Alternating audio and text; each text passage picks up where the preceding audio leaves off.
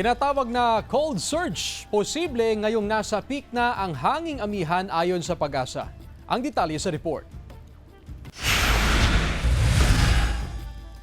Nasa peak na ang hanging amihan kaya nagpaalala ang Pag-asa sa posibleng cold surge. Ayon sa ahensya, maaaring bumagsak sa 6 o 7 degrees Celsius ang temperatura sa mga bulubunduking lugar sa bansa gaya ng Benguet.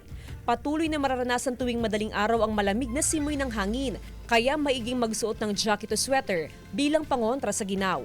Mainam din na uminom ng mainit na inumin o humigop ng mainit na sabaw para maibsan ang lamig.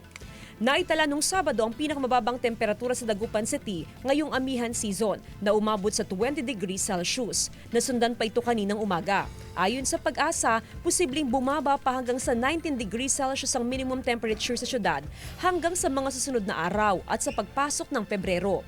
May sa possibility pa na bababa itong pagbaba ng ating temperatura kasi nag-i-enhance pa rin itong tinatawag natin na amihan. So, saan pa rin natin na yung kung hindi man bababa, mag-stabilize sa 20.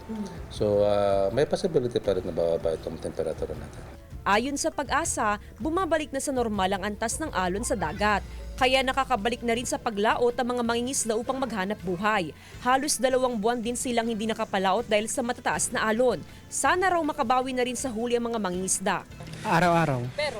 Pero nakakahuli din. Kuminsan makakaisang timba kami, kuminsan kalahating timba. Kaya nga lang ko konti.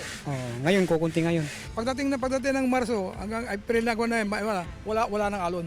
Kasi pagdating ng October, November, December, Enero, yan ang pinakamalaking alon.